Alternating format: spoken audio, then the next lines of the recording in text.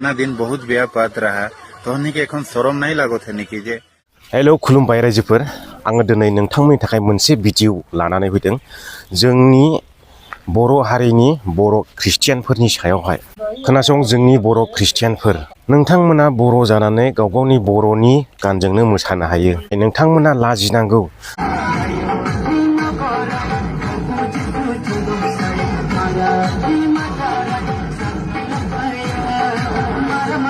गुबुन हारिनि साद्रि एबा आदिबासि सावथालि गानजोंहाय ख्रिस्टमास फालिनो बे बाथ्राया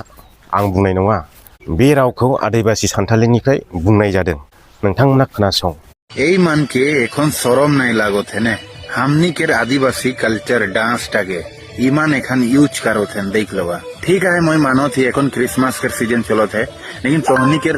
लैंग्वेज के गाना तोहनी के डांस तोहनी के संस्कृति तोहनी बचाई के रखो ना खोनाबाय दा रायजोफोर मा बुंदों नोंसिनि राव हारिमु नोंसिनि कालचार बेफोरखौ नोंसोर बासायना लाखिनांगौ ना बेफोरबायदि बुंजादों आरोखि गुबुन हारिनि मानसिजोंसो जोंनि बर' ख्रिस्टियानफोरा हमनी के आदिवासी के डांस गाना के की खातिर तोहनी यूज करके हेरी करो था उतना दिन तो बहुत चीधुर करत रहा हमनी के हैं एसटी के जखन बात चलत रहे एखन तोहनी ईटा केले करो था तोहनी हमनी के इतना दिन बहुत व्यापार रहा तोहनी के एखन शरम नहीं लागो थे निकी जे आदिवासी गिला के गाना बजना में तोहनी नाचो था हमनी के आदिवासी रीति रिवाज जोनटा हमनी डांस करी लोहेटा के यूज करो था तोहनी उतना दिन हमनी आदिवासी गिला के तोहनी विरोध करला एसटी के बीच में तोहनी जे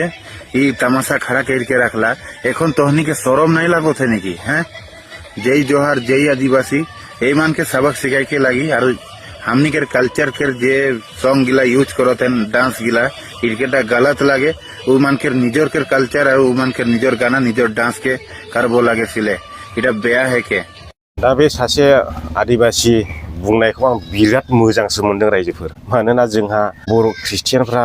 बै गुबुन हारिनि गानावल' थुमफबहैजोबबाय बे बाथ्राखौ आं सिगांनो सानबाय थाखायोमोन जोंनि बर'निनो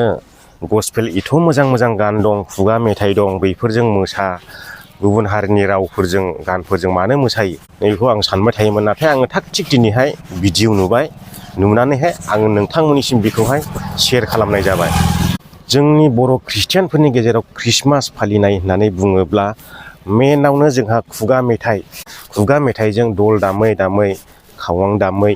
मोसायो रंजायोब्ला गोसोफ्रा बिराद फुरथि जायो